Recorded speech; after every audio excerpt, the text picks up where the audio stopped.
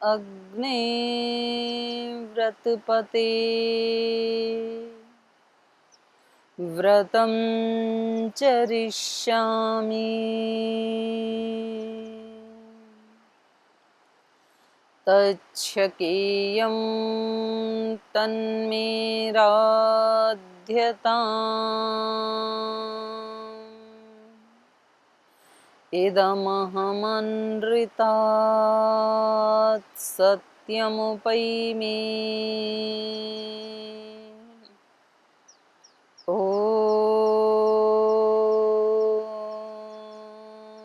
शान्ति शान्ति शान्तिः।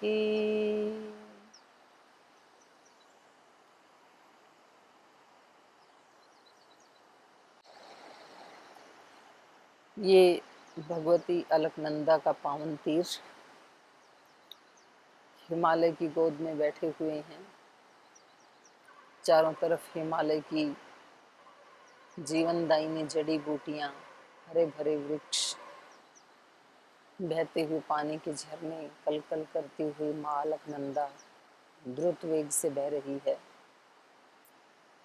उषा काल का टाइम, सूर्योदय अभी हुआ नहीं है, धीरे धीरे आ रहा है उदयाचल की तरफ। और हम इस गंगा के किनारे से आपको सीधा ले चलते हैं सरयू के किनारे। श्री राम का दरबार सजा है। श्री राम सहित चारों भाई, तीनों माताएं, गुरुजन, मंत्रीगण, प्रजाजन सभी बैठ करके सुन रहे हैं। कुश और लव दोनों रामायण की कथा जो उन्होंने अपने गुरु जी से, महर्षि वाल्मीकि जी से पढ़ी है, उसका वाचन कर रहे हैं, उसका वो सुना रहे हैं, श्रवण कर रहे हैं। और श्री राम सहित उनके सभी भाई और माताएं अयोध्या नगरी की प्रशंसा सुन करके अत्यंत खुश होते हैं। तो आइए आगे चलते हैं अयोध्या नगरी में। आप भी कई दिन से सुन रहे हैं अयोध्या का गुणगान, और इसको सुन के हमें कई बार ऐसी हम कल्पना करते हैं कि शायद ये कहीं किसी दूसरे लोक की बात कही जा रही है, कहीं ऐसा होगा, पता नहीं कहाँ होगी वो नगरी। तो ये किसी दूसरे तीसरे लोक की बात नहीं है, ये इसी पृथ्वी लोक की बात है और इसी भारत देश की बात है। और जो अयोध्या नगरी है वो इसी यूपी प्रदेश की बात है। तो चलिए, कल इन्होंने बताया था कि कोई अयोध्या नगरी में ऐसा नहीं है जो अग्निहोत्र न करने वाला हो, जिसका हृदय क्षुद्र हो, या कोई तस्कर हो, चोर लुटेरा हो। ऐसा कोई व्यक्ति नहीं है वहाँ पर। कश्चित आसीद अयोध्यायाम न च आवृत्तो न संकर।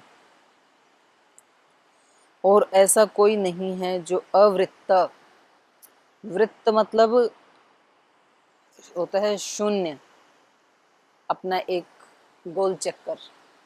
तो यहाँ हर चीज गतिमान है सृष्टि में, और सब हर चीज एक गोल राउंड में घूम रही है। सबका अपना अपना एक सर्कल है। सूर्य का अपना सर्कल है, चंद्रमा का अपना है, पृथ्वी का अपना है, दूसरे ग्रह उपग्रहों का अपना है। और उस पृथ्वी उपग्रह के ऊपर रहने वाले हम प्राणी, जैसे पृथ्वी सूर्य के चारों तरफ भी चक्कर लगा रही है और अपनी धुरी के चारों तरफ भी, उसकी अपनी धुरी है, उसके चारों तरफ भी घूम रही है। तो ऐसे हम पृथ्वी के ऊपर स्थित हैं, तो पृथ्वी के साथ साथ हम भी घूम ही रहे हैं। और घूमते घूमते ही ये स्थिति बनती है हमारी कि हम 12 घंटा सूर्य के सामने रहते हैं, फिर घूमते हुए जब हम सूर्य के उस साइड में चले जाते हैं तो हमारे लिए रात हो जाती है। तो यहाँ इस देश का नाम भी आर्याव्रत ऐसे रखा जाता था। आर्य लोगों का वृत्त, वृत्त मतलब गोल घेरा, गोल चक्कर। आर्य लोगों का जो ऑर्बिट है, जो उनका वृत्त है, उस स्थान को कहते थे आर्यावर्त। तो यहाँ पर कहा कि ऐसा कोई व्यक्ति नहीं है जो अवृत्त हो। अवृत्त मतलब अपने ऑर्बिट को छोड़ के किसी दूसरे के ऑर्बिट में जा घुसे, ऐसा कोई व्यक्ति नहीं है। माने सब अपनी अपनी मर्यादाओं में रहने वाले हैं। जो वर्ण व्यवस्था है, ब्राह्मण अपनी मर्यादा में रहेंगे, क्षत्रिय अपनी मर्यादा में, वैश्यों की अपनी मर्यादा है, शूद्रों की अपनी मर्यादा है, और ब्रह्मचारियों की, सन्यासियों की, वानप्रस्थियों की, गृहस्थियों की, सबकी अपनी अपनी अलग अलग मर्यादाएं हैं।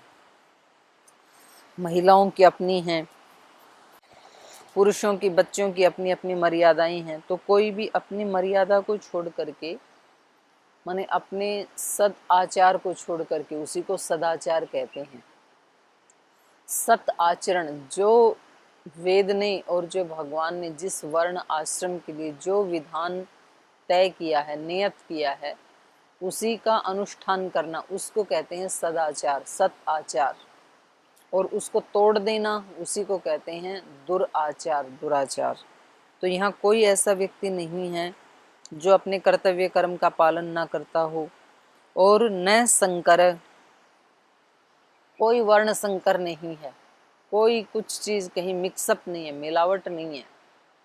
आज तो खाने पीने की वस्तुओं में भी मिलावट हो गई है, शास्त्रों में भी मिलावट हो गई है, मनुष्यों में भी मिलावट हो गई है। अपने अपने धर्म का विशुद्ध रूप से पालन नहीं करते, उनमें दूसरे दूसरे दोष आकर के मिल गए हैं। लेकिन अयोध्या में जब महाराजा दशरथ राज्य कर रहे हैं, उस समय कोई मिलावट नहीं है। आगे कह रहे हैं, स्वकर्म निरता नित्यं ब्राह्मणा विजितेन्द्रियाः दानाध्ययनशीलाश्च संयताश्च प्रतिग्रहे। स्वकर्म निरता, अपने अपने कर्म में निश्चित रूप से रत रहते हैं, लगे रहते हैं। नहीं तो व्यक्ति ऐसे करता है कि उसका अपना कर्तव्य कर्म है वो तो करता नहीं है, और दूसरे को क्या करना चाहिए उसमें हमेशा छिद्रान्वेषण करता रहता है। शिष्यगण हमेशा गुरुजी के क्या क्या कर्तव्य हैं उसका ध्यान रखते हैं, गुरुजी शिष्यों के क्या क्या कर्तव्य हैं उसका हमेशा ध्यान रखते हैं। बॉस एम्प्लॉयज के क्या कर्तव्य हैं, उनको कैसे रहना चाहिए, वो उनको याद दिलाता रहता है बराबर। एम्प्लॉयज हैं, वो बॉस के क्या कर्तव्य होने चाहिए उसको याद दिलाते रहते हैं। माता पिता बच्चों को क्या करना चाहिए उसको हमेशा बोलते रहते हैं, ऐसे बच्चे होने चाहिए। बच्चे हमेशा माँ बाप को बोलते रहते हैं, ऐसे माता पिता होने चाहिए जो ऐसा बिहेव करें। तो हमारा ज़्यादातर टाइम जो है वो दूसरों की स्क्रिप्ट लिखने में बीत जाता है। ये संसार अपने आप में एक रंगमंच है, और यहाँ सब अपना अपना रोल करने के लिए आए हैं। जैसे एक कोई फिल्म होती है या कोई नाटक होता है, तो उसमें कई सारे कलाकार भाग लेते हैं, और सबका अपना अपना अलग अलग रोल होता है। तो कोई उनमें एक दो मेन हीरो या हीरोइन होते हैं, बाकी उनके अपने अपने अलग अलग रोल होते हैं। तो उसमें जरूरी नहीं है कि जो मेन हीरो या मेन हीरोइन उसी को अवार्ड मिले। उस फिल्म का अवार्ड कभी कभी उस व्यक्ति को भी मिल जाता है जो गाय चराने वाला है, जो झाड़ू लगाने वाला है, या जो घर में गृहिणी खाना बनाने वाली। बात मेन ये होती कि अपने रोल को किस व्यक्ति ने बहुत अच्छे से निभाया, चाहे वो रोल छोटा था या बड़ा था, तो वहां पर कई बार दूसरे को अवार्ड मिल जाता है। तो यहाँ पर जैसे कोई उस पर जाए, रंगमंच के ऊपर जाए नाटक खेलने के लिए, और वहाँ राजा अपनी, जिसका रोल राजा का था, तो उसने अपने स्क्रिप्ट याद की ही नहीं कि राजा को कैसे बैठना चाहिए, कैसे बोलना चाहिए, कैसे उसके हाव भाव होने चाहिए। उसने अपनी वाली स्क्रिप्ट तो याद की नहीं, और उधर से जिसका रोल था गाय चराने का या घोड़ों की सेवा करने का, उसको वो बता रहे हैं कि अब आपको ऐसे बोलना है, अब आपको ऐसे रोल करना है, अब आपका हाव भाव ऐसा होना चाहिए। तो वो दूसरा व्यक्ति कहता है कि मैं तो अपनी स्क्रिप्ट याद करके आया हूँ, आप वाली का क्या हाल है। तो फिर उसको पता लगता है कि मेरे वाली तो याद ही नहीं है मेरे को। तो फिर तो उसमें से या तो उसको निकाल दिया जाएगा या उसको एक बार दोबारा चांस दिया जा सकता है, अगर वो अच्छा व्यक्ति है तो। और उसको कहा जाएगा कि अब की बार आप अपने स्क्रिप्ट को याद करें। जब तक आपको अपने वाली पक्की याद ना हो जाए और उसको आप अच्छे से रोल ना कर दें, तब तक आपको इधर उधर नहीं देखना है।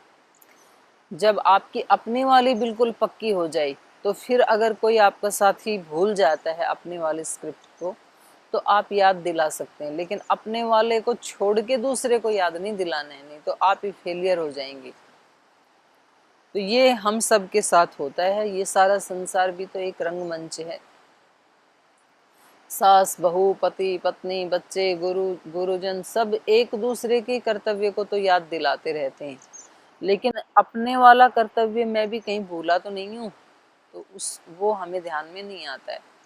और फिर परिणाम ये होता है कि वो किसी दूसरे को बताते हैं, वो किसी दूसरे को, हर व्यक्ति दूसरे को बताता है, अपने वाले को कोई ठीक नहीं करता है।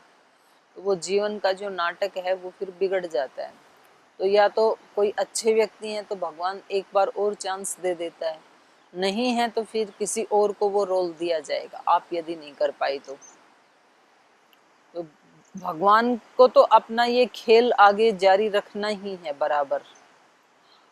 एक चांस हमें दिया है, हम नहीं करेंगे तो हमारी जगह कोई और आकर के करेगा, लेकिन हम पिछुड़ जाएंगे तो नुकसान हमारा होगा।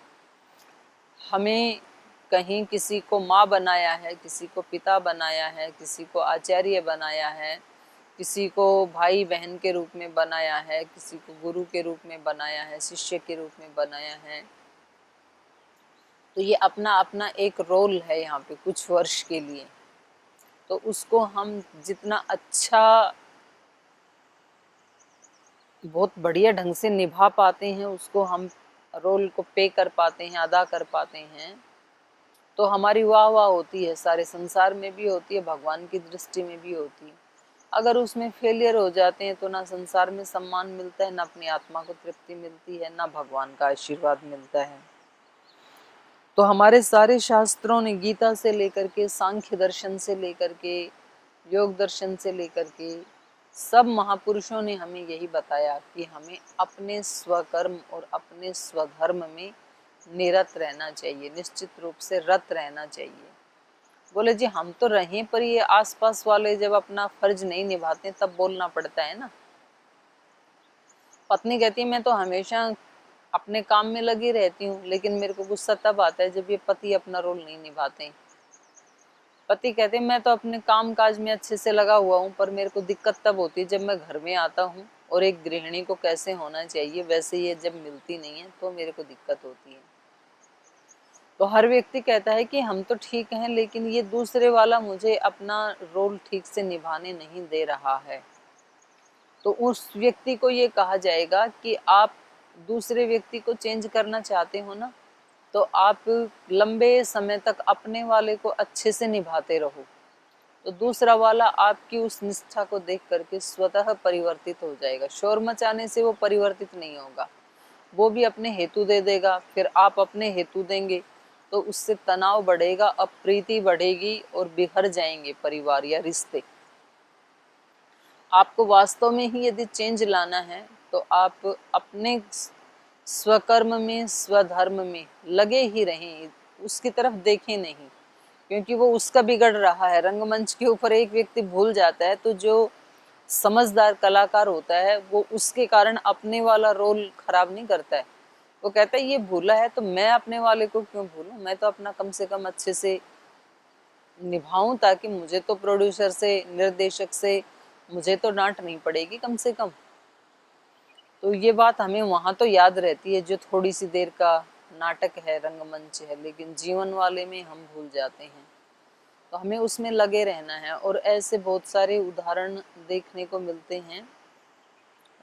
स्वामी श्रद्धानंद जी की जो पत्नी हैं, उन्होंने स्वयं ही लिखा है कल्याण मार्ग के पथिक की भूमिका में कि उनका जो जीवन है वो कितना अस्त व्यस्त है, और जो उनकी पत्नी हैं वो उम्र में उनसे बहुत छोटी हैं, मतलब मात्र 14-15 वर्ष की एक किशोरी हैं और इनका जीवन इतना अस्त व्यस्त है कि सब दुर्व्यसनों में फंस गया है। और वो कहते हैं कि ये मेरे ऐसी गलत संगति में मैं पड़ गया था कि ये रूटीन बन गया था कि रात को कभी 12 बजे आता था, कभी 1 बजे आता था, और वो भी शराब आदि पी करके आता था। और शिव देवी उस समय भी मेरी इंतज़ार करती रहती थी, वो खाना नहीं खाती थी। एक अंगीठी रखती थी, जब मैं आता तो वो खाना गर्म करती, फिर मेरे को खिलाती, उसके बाद वो खुद खाती थी। तो मुझे जब उसके पास जाता था तो थोड़ी ग्लानि सी तो होती थी, लेकिन मैं अपने उन दुर्व्यसनों से मुक्त नहीं हो पा रहा था। तो ये कई दिन ऐसे ही चलता रहा। उसके पास जाएं तो ग्लानि होती थी और साथियों के साथ जाएं तो वो वाला जीवन अच्छा लगता था। तो एक दिन उन्होंने ज़्यादा ही कुछ शराब आदि पी ली और वहाँ पर दोस्तों ने उससे भी आगे बढ़ के बताया कि चलो आज आपको हम वहाँ ले चलते हैं। तो बोले पता नहीं मेरे जीवन का शायद परिवर्तन होना था या क्या होना था, मुझे नहीं पता। वो उस पाप कर्म में तो मैं नहीं पड़ा, लेकिन शराब बहुत ज़्यादा पी ली थी और मेरे से चला नहीं जा रहा था। तो मेरे दोस्त मेरे को छोड़ने के लिए घर तक आए और घर के पास जब गाड़ी रुकी तो शिव देवी ऊपर से नीचे आई और वो मुझे नशे की हालत में ही पकड़ करके ऊपर ले गई। और मुझे इतना याद है कि जब मैं ऊपर चढ़ रहा था सीढ़ियों पे तो मेरे को उल्टियाँ आ रही थी। तो उसने मेरे को बिठा करके उल्टियाँ करवाई और उसकी छोटी छोटी उंगलियाँ ऐसे मेरे माथे के ऊपर लगी हुई थी, इतना मुझे एहसास है। फिर ऊपर मैं जैसे तैसे हिम्मत करके, उसमें बल भी नहीं था, दुबली पतली थी वो, और ये तो अच्छे हट्टे कट्टे लंबे चौड़े थे। तो जैसे तैसे वो बेचारी मेरे को वहाँ लेके गई और उल्टियाँ करवाई। बहुत आराम से उसने मेरे को बेड पे लिटाया और ठंडे पानी में पट्टियाँ भिगो भिगो करके मेरे माथे पे रखती रही और वो पंखा करती रही मेरे को। और मुझे पता नहीं कब नींद आ गई, लेकिन जब मेरी आंखें खुली तो 3 बजे थे या 3 या 4 बज गए थे और वो मेरे को धीरे धीरे पंखा झल रही थी। तो मैंने देखा कि पास में ही टेबल के ऊपर सब्जी रोटी दूध वो भी रखा हुआ है, क्योंकि वो मेरी इंतज़ार में उसका रोज़ का रूटीन था, पहले मुझे खिलाती थी फिर खाती। तो मैंने कहा कि आज तुमने ये खाना नहीं खाया? तो उसने कहा कि आपसे पहले मैं कैसे खा सकती हूँ, ये तो मेरा धर्म है। बोले आप सोई भी नहीं? तो बोले आपकी ये हालत हो रखी थी तो मुझे कैसे नींद आती? तो बोले मैं हिल गया अंदर तक कि देखने में तो ये नारी कमज़ोर सी है, लेकिन इसकी जो शक्तियाँ हैं। बोले देखो मैंने इतना ज़्यादा अपने कर्तव्य को छोड़ करके गलत दिशा में गया, लेकिन उसने फिर भी मुझे संभाल के रखा। उसने फिर भी अपने कर्तव्य को नहीं छोड़ा। उसने ये कहा कि मुझे तो माँ ने सिखा दिया था कि आपकी शादी कर दी, आप पत्नी हैं, तो पति के प्रति आपके ये कर्तव्य हैं, ये आपके धर्म हैं, तो आप ऐसे ऐसे जीवन जीना। तो इसलिए मैं अपने कर्तव्य का पालन कर रही हूँ, कुछ विशेष तो नहीं कर रही हूँ, जैसा सिखाया था वैसा मैं कर रही हूँ। तो उनको लगा कि जब ये एक अनपढ़ सी दुबली पतली सी नारी अपने स्वधर्म को नहीं छोड़ रही है, ये गुस्सा भी कर सकती थी, मेरी पिटाई भी कर सकती थी, विद्रोह भी कर सकती थी कि ऐसे पति के साथ मैं नहीं रहूँगी, लेकिन इसने एक लफ्ज तक बोला नहीं, उफ तक नहीं की, और ये अपना कर्तव्य निभाई जा रही है। तो कितनी ये है असली शक्ति। बस उसी दिन जो भी घर में बोतलें रखी थी शराब की, सब उठा उठा के बाहर फेंक दी। कभी उन्होंने कोई मांसाहार मद्यपान आदि नहीं किया। उसके बाद जीवन एकदम से परिवर्तित हो गया। तो ये होता है कि हम अपने स्वकर्म में निरत रहते हुए किसी दूसरे को चेंज कर सकते हैं। हम अपनी मर्यादा को ना तोड़ें, दूसरा तोड़ रहा है तो भी हम अपनी मर्यादा में रहते हुए उस व्यक्ति को वापस ला सकते हैं। ये हमारे देश की ही खूबी है कि यहाँ पर त्याग को, बलिदान को, तपस्या को हमेशा बड़ा माना जाता है, भोग को बड़ा नहीं माना जाता है। किस व्यक्ति ने किसी से छीन के, झपट के कितने भोग के साधन इकट्ठे कर लिए हैं, वो व्यक्ति कभी भी महान या आदर्श नहीं माना जाता है।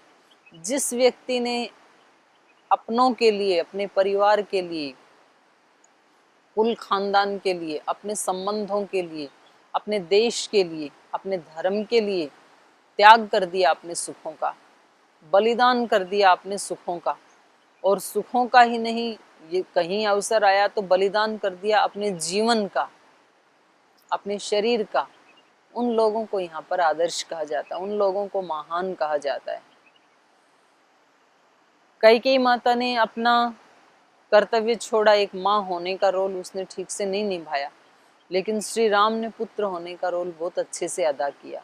उन्होंने त्याग कर दिया महलों का, उन्होंने त्याग कर दिया उन राजसी ठाट बाट का।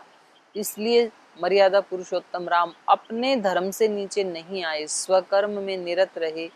इसलिए वो माता कैकेयी की दुष्टता को भी बदल देने में सक्षम हुए, वो पूरी बदल गई। तो हमें यदि दूसरे व्यक्ति में या समाज में हम कहते हैं ना जी हमें परिवर्तन लाना है, पहले ये ठीक हो जाए उसके बाद फिर मैं भी ठीक से अपना रोल अदा करूंगी, या कभी पुरुष कहता है पत्नी ठीक हो जाए फिर मैं बिल्कुल ठीक रहूंगा, तो ये ऐसी रामायण शिक्षा नहीं दे रही है। वो कह रहे हैं आप अपने कर्म को पहले ठीक कर लीजिए, शुरुआत आपसे होगी, आपको देख करके वो ठीक हो ही जाएगा। ज्यादा उसमें जल्दी या उतावलापन ना दिखाएं, आज नहीं तो कल ये आपकी जो तपस्या है, आप अपने सुखों का त्याग करके और फिर भी अपने कर्तव्य का पालन कर रहे हैं, ये तपस्या रंग लाएगी, ये व्यर्थ नहीं जाएगी। और बाय द वे मान लो उसमें परिवर्तन ना भी आए तो कम से कम आपका नुकसान होने से तो बच गया। ये क्या कम उपलब्धि है, आपने तो अपने आप को बचा लिया। तो इस भाव से हमें भी अपने जीवन में काम करने चाहिए। तो यहाँ ये कहा जा रहा है कि अयोध्या में जो सभी के सभी व्यक्ति हैं, न अवृत्त न संकर, ना तो कोई मिलावट से युक्त हैं, न तो कोई अपने कर्तव्य कर्म को छोड़ते हैं, बल्कि स्वकर्म निरता नित्यम, सब अपने अपने कर्म में लगे रहते हैं। चाहे वो ब्राह्मण हैं, ब्राह्मण हैं तो ब्राह्मणों को कैसा होना चाहिए, तो कहा ब्राह्मण विजितेंद्रियाः, ब्राह्मण का ये कर्तव्य है कि वो अपनी इंद्रियों को जीत के रखे, अपने मन पे, अपनी इंद्रियों पे अपना काबू रखे। क्यों रखे, क्योंकि ब्राह्मण के पास ज्ञान होता है, और जिसका जैसा ज्ञान होता है उसका वैसा व्यवहार होता है। तो जो उसके पास ज्ञान है उसको यदि वो पहले अपने ऊपर अप्लाई नहीं कर पा रहा है तो उसके ज्ञान से किसी दूसरे में परिवर्तन आ जाएगा, कोई उस ज्ञान को दूसरा जी लेगा, ये तो आशा की ही नहीं जा सकती। क्योंकि ये ज्ञान मेरा है तो मुझे सबसे पहले तो अपने ऊपर उसको अप्लाई करना है। बहुत सारे लोग हैं जो समाज सुधारक हैं और वो जो उपदेश देते हैं, लेकिन वास्तव में वो कई बार जैसे उनके जीवन में यदि दिखाई नहीं देता है तो जो सुनने वाले हैं वो उनको नेगेटिव वाइब्रेशंस और भेजते रहते हैं। वो कहते हैं कि आप जो बोल रहे हैं वैसा आप अपने जीवन में तो दिखा दो कम से कम, तो पहले आप दिखाओ तो तब आप हमें कहना। और जो उसको जीने लगते हैं उनका फिर बोलना कम हो जाता है। वो कहते हैं अब क्या बोले, हमारा तो जीवन ही उपदेश है भाई, सीखना है तो सीख लो। तो ये अंतर होता है।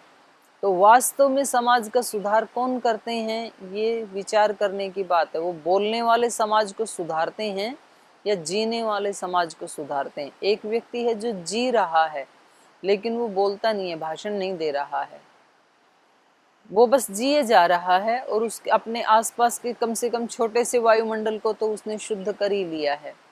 और एक दूसरा व्यक्ति है कि जो भाषण तो पूरे दिन दे रहा है, सब लोगों को बता रहा है, लेकिन खुद वो दिनचर्या जीने के लिए उसके पास टाइम नहीं है। तो उसको लगता है कि देखो आज मैंने कितने लोगों का सुधार कर दिया, मैंने आज हजारों लोगों को ये बात बता दी, कितनी जगह मैंने योग शिविर लगाई, कितनी जगह मैंने योग कक्षा ले ली हैं, कितनी मैंने समितियां बना दी हैं। लेकिन वास्तव में अपना शिविर मैं इसलिए नहीं ले पाया क्योंकि मैं तो दूसरों को सिखा रहा था। तो फिर इस व्यक्ति को तो पश्चाताप करना पड़ेगा, क्योंकि ये योग वाली शिक्षा अपने ऊपर अप्लाई नहीं की, और हमें लग रहा है कि दूसरों को तो सिखा दिया ना, उन पे तो अप्लाई कर दी, तो ये प्रभाव नहीं डालेगी। आज तो आपके साथ कर लिया उन्होंने, कल नहीं करेंगे, वो छोड़ देंगे। जब आप जाओगे तो वो भी छोड़ देंगे। लेकिन यदि आपने अपने जीवन में पकड़ के रखा है, एक दिन भी नहीं छोड़ा है, तो फिर आप ऐसे करोड़ों लोगों में परिवर्तन ला सकते हैं। श्रद्धेय स्वामी जी महाराज ने करोड़ों लोगों के जीवन में यदि योग को प्रतिष्ठित किया है, अध्यात्म को प्रतिष्ठित किया है, आयुर्वेद को प्रतिष्ठित किया, स्वदेशी को प्रतिष्ठित किया, तो वो इसलिए हो पाया क्योंकि वो स्वयं उसको जीते हैं।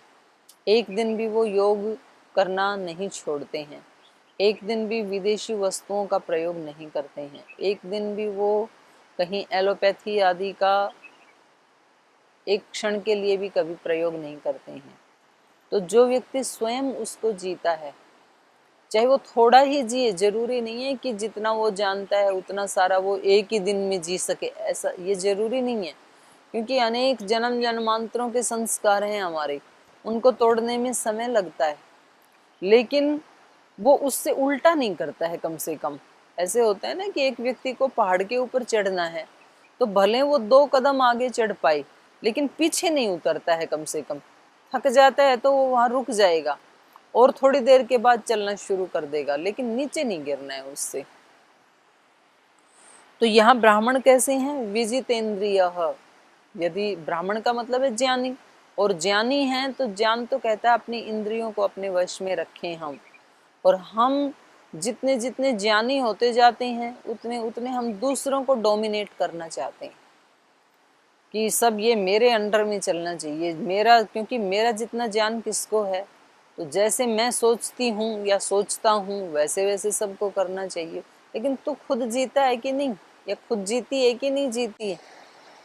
तो जब खुद अपने ज्ञान को नहीं अप्लाई कर रहे हो तो आप दूसरों को कैसे आप ये अपेक्षा कर सकते हो कि आपके भाषण देने से या आपके डोमिनेट करने से वो लोग वैसा जी ही लेंगे? ये जरूरी नहीं है। तो पहले ब्राह्मण को, अयोध्या के जो ब्राह्मण हैं वो कैसे हैं? विजितेंद्रियाः दान अध्ययन शीलाश्च। ये ब्राह्मण का धर्म है, दान देना और दान लेना दोनों काम करते हैं ब्राह्मण। कुछ लोगों से लेते हैं तो कुछ गरीब लोगों को देते हैं, तो इनका दोनों काम है।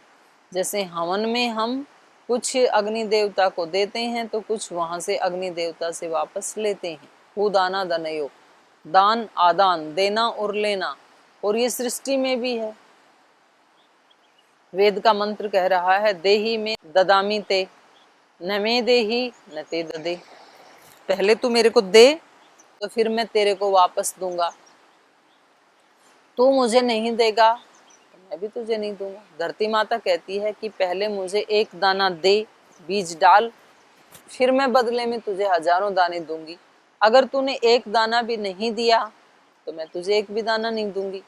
तो शुरुआत पहले तुझे करनी पड़ेगी। तुझे मेरे से बहुत सारा चाहिए तो इधर दे, फिर इससे बहुत सारा ले। ऐसे ईश्वर भी कहते हैं कि अगर आपको मेरी कृपा चाहिए तो पहले तू मुझे दे, अपनी श्रद्धा दे, भक्ति दे, समर्पण दे, उसमें बीच में बाधा डालने वाली जो चीजें उनका त्याग कर। तो पहले तू मुझे दे अपना विश्वास, और उसके बाद फिर तू मेरे से अनंत ले। पर तू शुरुआत ही नहीं करेगा, अगर तू मेरी तरफ एक कदम भी नहीं बढ़ाएगा, तो जबरदस्ती भगवान आकर के किसको दर्शन देने वाले हैं?